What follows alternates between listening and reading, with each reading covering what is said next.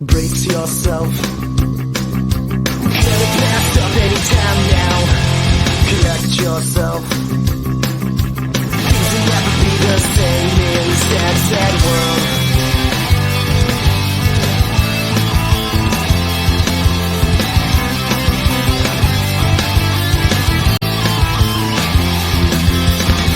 Around a lot a bit, trying to make the pieces fit to a puzzle with a million missing pieces. When I'm feeling fine is when I discover that I'm afraid to blow my cover, and there's something very wrong with this. So sit back in your hole.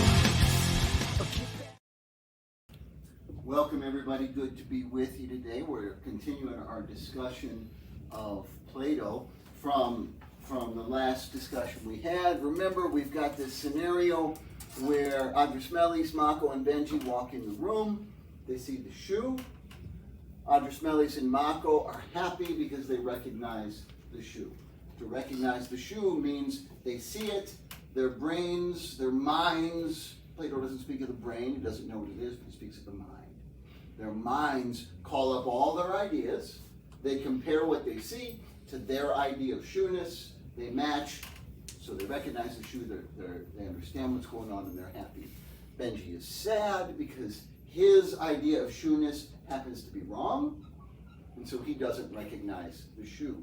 In order for it to be meaningful to say that Adrismelis and Mako are right and Benji is wrong, in order for it to ever be meaningful to say that anything is right and anything is wrong, it means that our ideas are not the ultimate determiner of reality.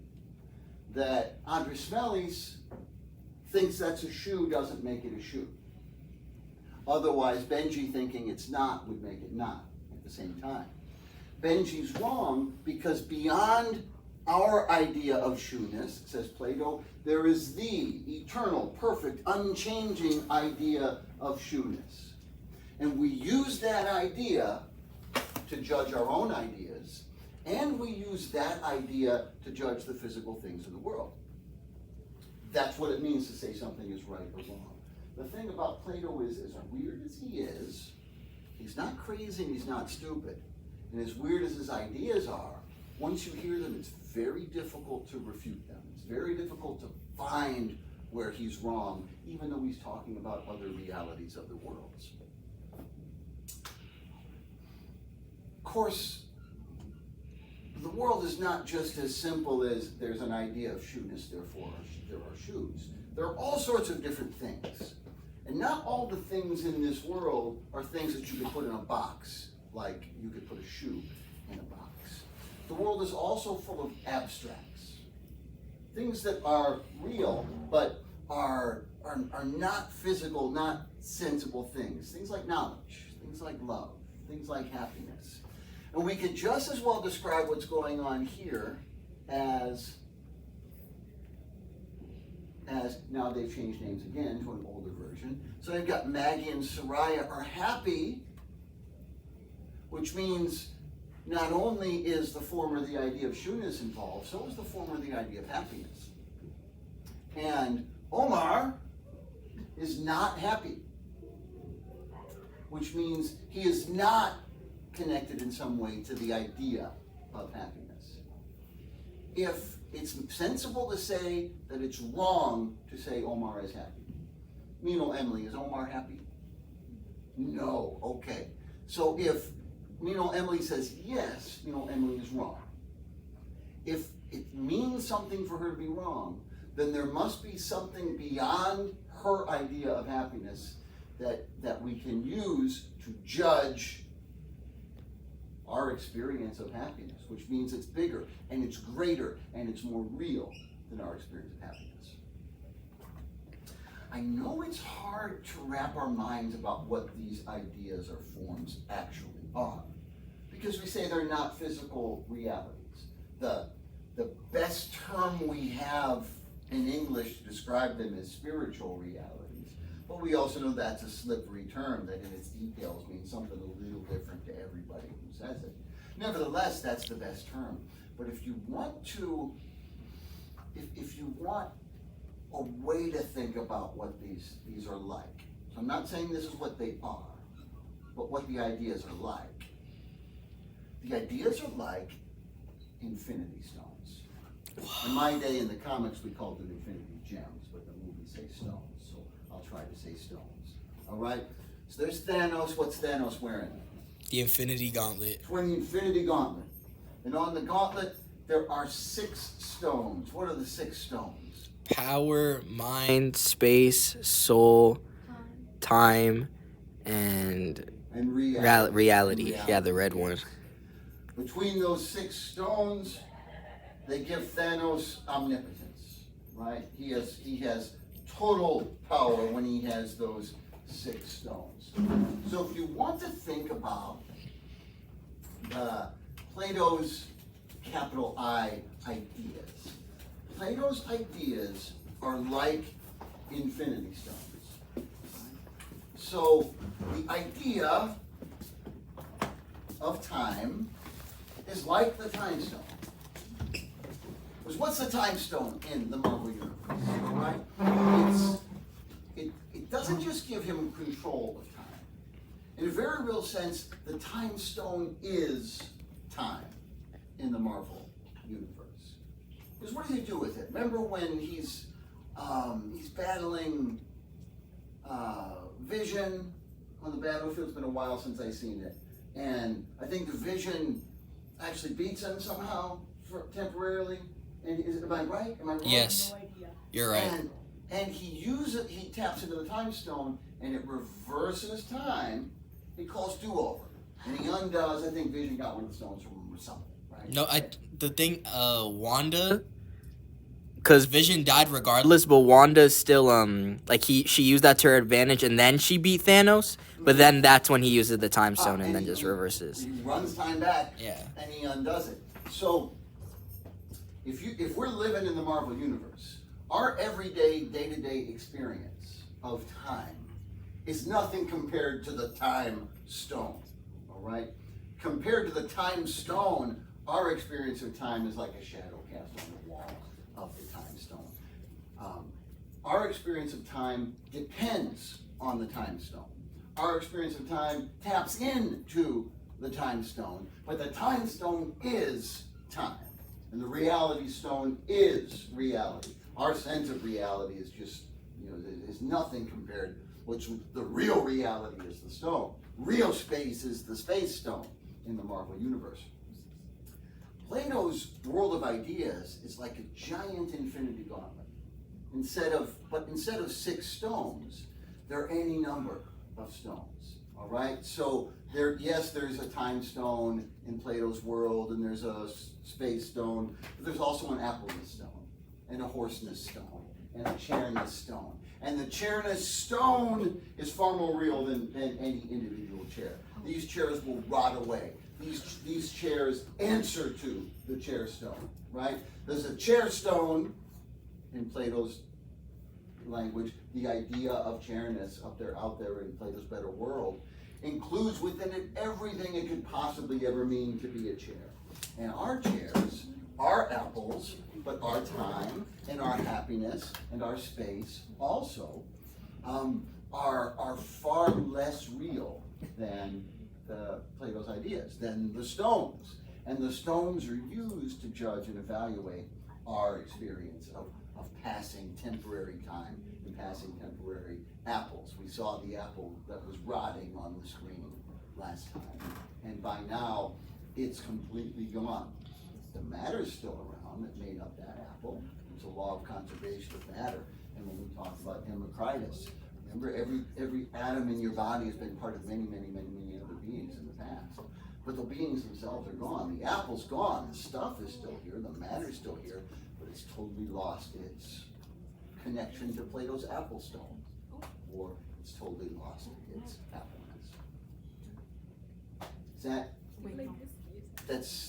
I know that's just sort of an analogy, but does that build a little more context for you to get what Plato's talking about? A little bit. Well, it's all a little bit more. Plato's tough. Plato's weird. I get it. But Plato would be right at home if he were part of the Marvel universe. He'd actually say Thanos was right, not all the evil things he did, But for Thanos, nothing mattered other than that gauntlet. Well, Plato's kind of like that. Anything in this world that distracts you from the better, higher world, from his world of ideas, doesn't matter. Sacrifice whatever needs to be sacrificed, provided you don't do evil. Thanos doesn't have that asterisk. But sacrifice anything that holds you back and pursue what matters. So what does he think about this world, the world that matters so much less? In one of his dialogues is the dialogue called The Republic, which on the surface, when you read The Republic, and we'll say some more about it later in our discussions of Plato, when you read Plato's Republic, on the surface, it seems like a straightforward reflection on political theory. He doesn't use that word because Aristotle made that word up later. But a reflection on political theory and what the best ways to organize society and govern us are. That's very this worldly stuff. But you read deeper into the Republic, and it does seem that at the same time, he's also trying to teach his students how to rule and how to govern themselves, as if their interior life, as if their souls are the real republics that need to be governed right to get them where they need to be. And in the Republic, he tells his most famous story. And since my slides are in random order, we'll go digging for it. Yes, I have no idea how that slide got way back there. It's called the Allegory of the Cave. Do we know what an allegory is? TJ. It's a kind of like a reference to something? Mm-hmm. So it's a story in which some or even all of the elements of the story are symbolic, right? So if, similar to a parable, right? So if, Jesus spoke in parables all the time, and he said there was a foolish man who built his house on the sand, and the rain came in, and the floods came up, and the house was washed away. And he doesn't want you to try to find a map and go find the house on the sand, right? The house on the sand is there to teach you a lesson. There was no house on the sand, right? The whole point of the story is not the stuff in the story, but the stuff that the stuff in the story represents. That's an allegory. This allegory is Plato's take on the world itself. So he says, imagine, if you will, there are three men who from birth, spend their entire lives in a dark cave, chained up to a wall. All they know is the dark cave. Behind them is a wall, and then way back here in the cave is a fire. So the only light they ever experience, because they never leave the cave, the only light they ever experience is this backlighting fire that's behind them.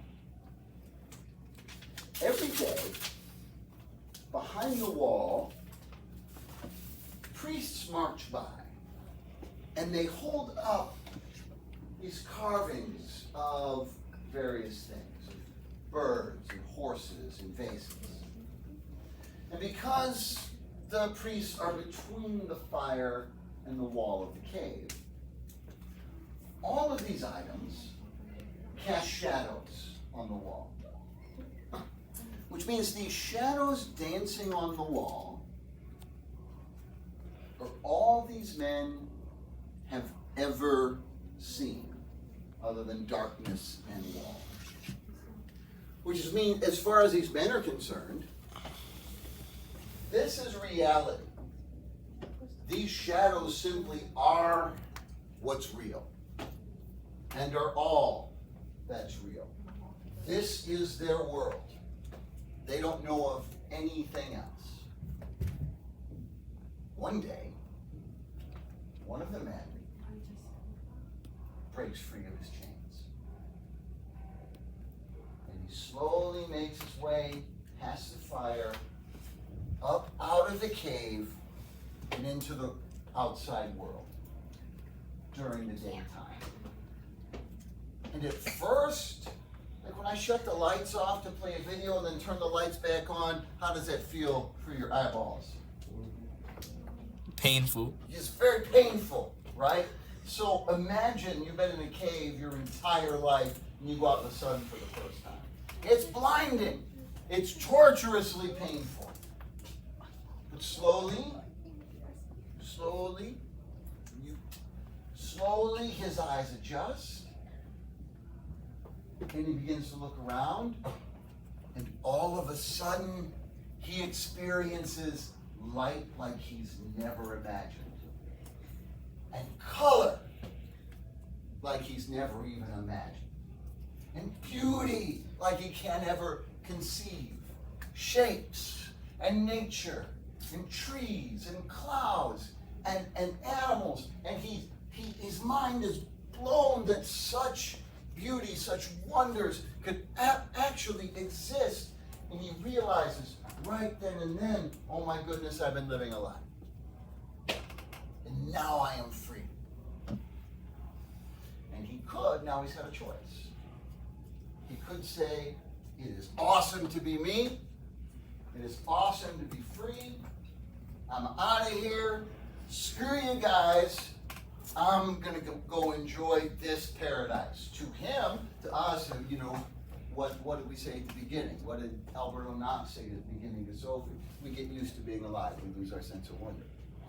All this stuff is boring old hat stuff to us. But to him, it's heaven. To him, it's paradise. But he says, wait, no. My friends are still in the cave. So he goes back down. He goes back down into the dank, dark, surely smelly. You three men, there's no shower down there. They've been chained up their whole lives. He goes back down to the cave to help his friends. And he tries to explain to them, this is nothing. This is not reality. Follow me. Let's go up there. You can't begin to imagine the joy and the glory that awaits you. Follow me. Now, imagine what it's like trying to explain color to a person blind from birth. They can't understand what he's trying to tell them. They've never been unhappy. This is the world they knew. They never had any reason to question it because they've never experienced anything else. When you say to someone, have you ever considered that you've wasted your life? Have you ever considered that everything you believe is false? That doesn't necessarily sit well with folks. People don't react very well to that. He's not saying that to them to insult them. He's not saying that to them to torment them. He's saying that to them because it's true and he wants what's best for them.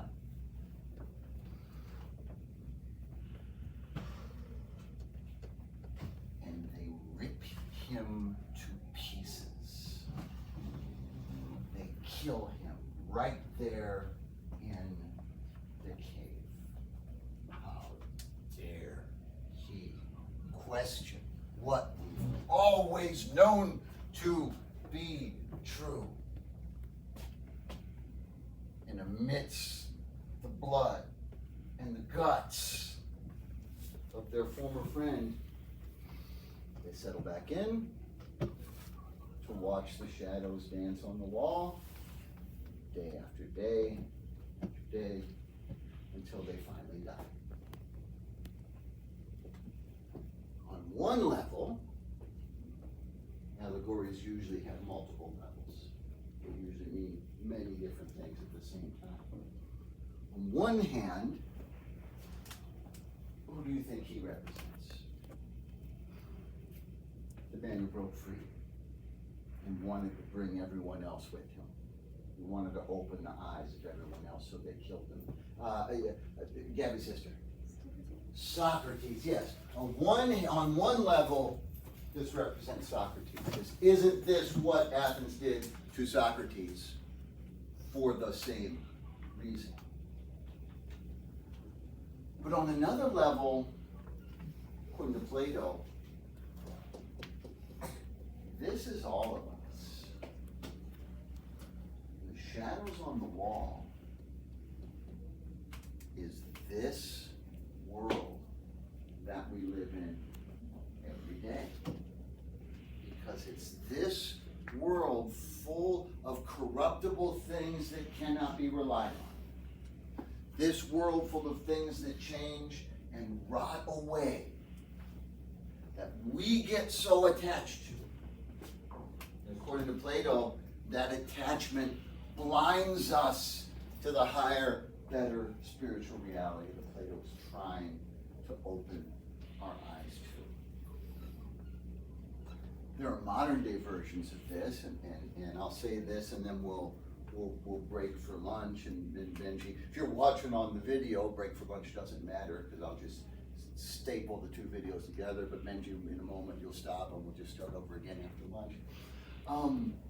So modern in today's day and age, for instance, there's simulation theory, the theory that that the reality we experience is a computer simulation, that we're not real, that somewhere there's a prime universe, but in that prime universe, they've built computers strong enough to run simulations where the characters in the simulations have inner experience and think they're real. And if you read certain versions of it, it's as hard to refute as Plato is.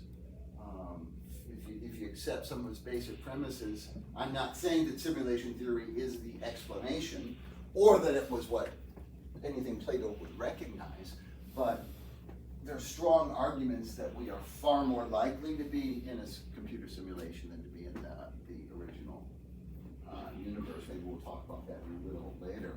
And there are other variations, lots of different perspectives that argue that what we see, what we experience, is not real. It's an illusion. This is your last and final call for retake pictures. If you have not taken a picture or need to retake a photo, please come to the bin now.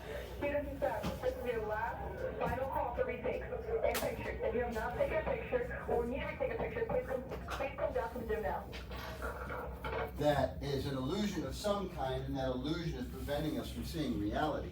But what we're going to do on the other side of lunch, I have my own adaptation of this. I have my own version of the allegory. So we will hear that after lunch. Benji, go ahead and shut down for now. 1. So I have here my two victims who have volunteered, knowing full well the terms. We've got TJ and we've got Audrey Smellies. So TJ, I have a question for you. You already know what the question is going to be, and you have agreed that you're willing to answer the question. TJ, could you please tell us the name of a celebrity that you find attractive? Victoria De Angelis. She's the guitarist for Morrissey. This is a rock band. Okay. Victoria De Angelis? De Angelis. Okay, De Angelis. Okay, Victoria De Angelis. So, fun fact, I've been doing this little exercise for 6 years. The first year I was teaching my old humanities class, and it was all freshmen. And guy said, a guy was a volunteer, and he said the name of a woman who I didn't know. And I said, well, okay, who is that? And he goes, well, she's an actress. And I said, oh, well, let's do a Google image search. And the whole class, all the men in the class yelled out, no, stop. So he had chosen an actress who makes a certain kind of films, but you have chosen a musician, Victoria De Angelis. Got it. Okay. Has that ever happened before? No. All right, so Victoria De Angelis. All right, so here's the scenario. It is, how old are you? 16. Okay. It is 2 years in the future. TJ has just celebrated her 18th birthday, and now she's just gone for a walk in the park. And despite the fact that it's Florida, and Florida is usually miserable, 95 degrees, 11 and a half months a year, TJ has found the one actual nice day a year to go for a walk in the park in Florida.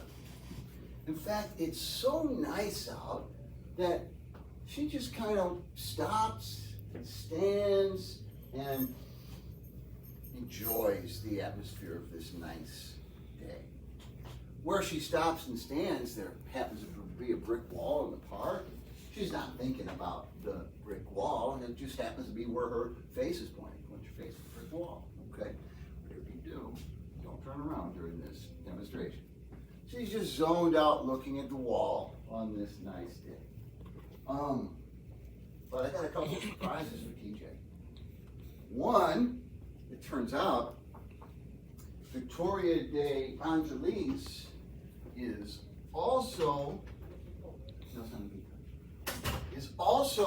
in the park that day.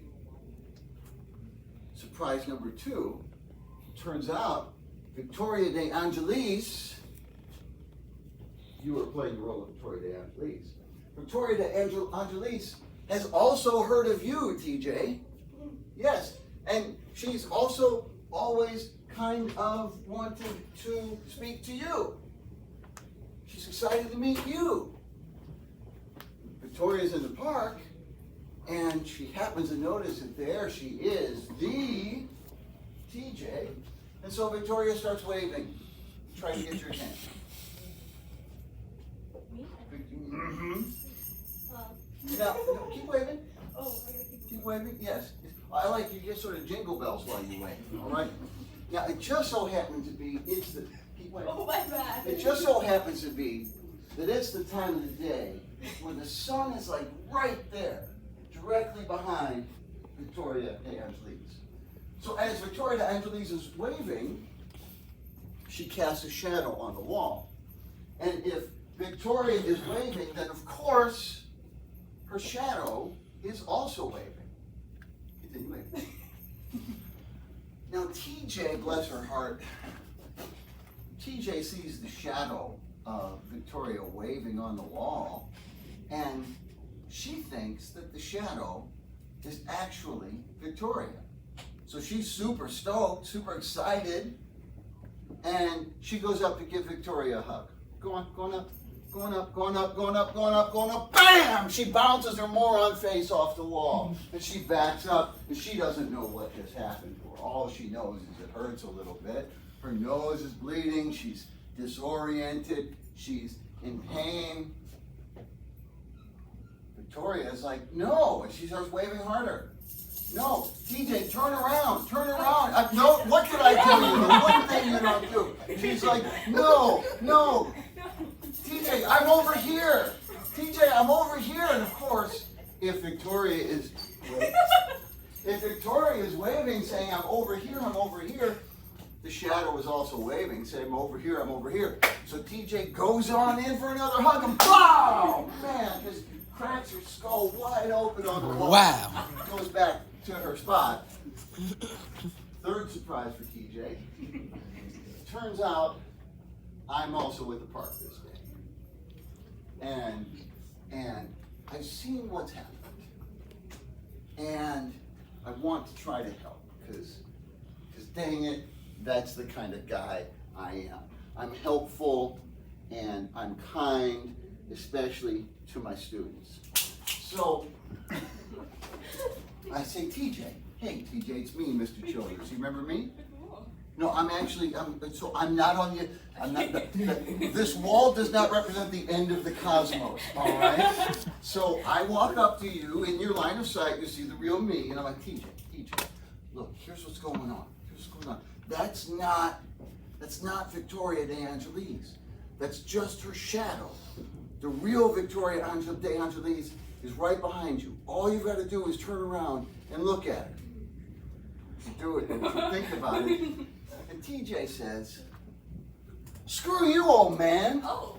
You don't know me. Oh. You think?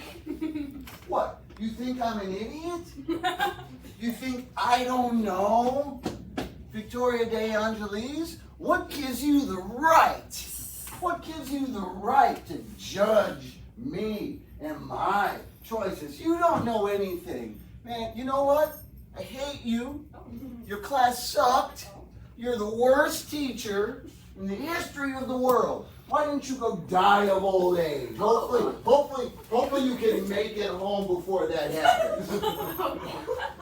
And so, well, I've been put in my place. Sophia Cooper, please come to the front office for dismissal. Sophia Cooper, please come to the front office for dismissal. Now, Victoria has. Were you trying to get French fries while you're in the middle of the thing? No fries for you during the thing. That's a new.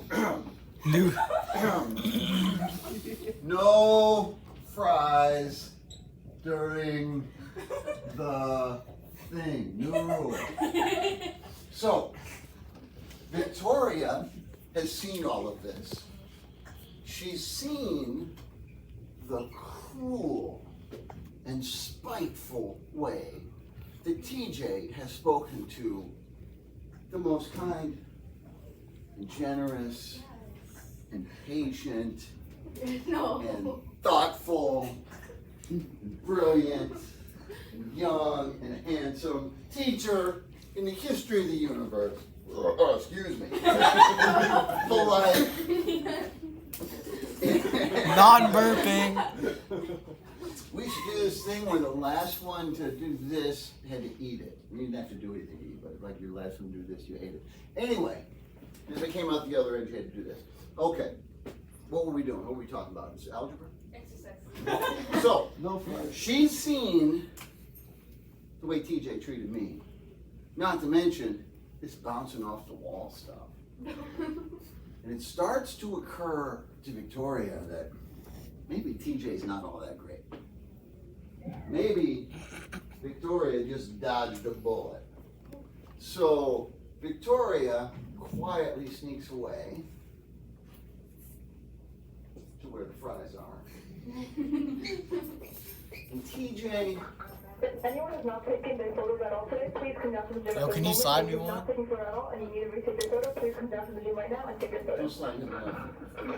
He's recording with my iPad. I don't want fry grease on my iPad. No, but I'm always using one hand. Shut it. And so, now TJ, she's missed the opportunity. And so she goes home, sad and alone, where she will spend the rest of her days with her cats until one day the neighbors notice a smell and it turns out she's been dead for 6 weeks. In this analogy, in this allegory, the allegory of TJ and Victoria de Angelis, the shadow of Victoria de Angelis represents all the things of this flesh and blood reality that we devote all our time and attention to, but which, Plato argues, distract us from what's real. Victoria de Angelis represents the ultimate reality, the higher reality, Plato's world of ideas. How does that world interact with ours? What is the relationship between that world and our world? And where did all of this come from? According to Plato, that's what we'll talk about tomorrow. Thank you to TJ. Thank you to Adrismelis. Thank you to Cabby's sister. And yeah, Benji, whatever. That's all I need from you for today. The rest of the time is yours.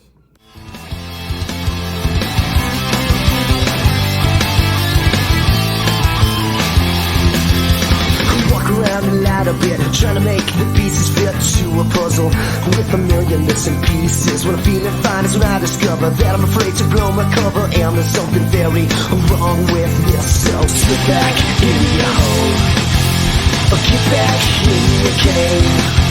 If I'm going down, I'm taking someone with me.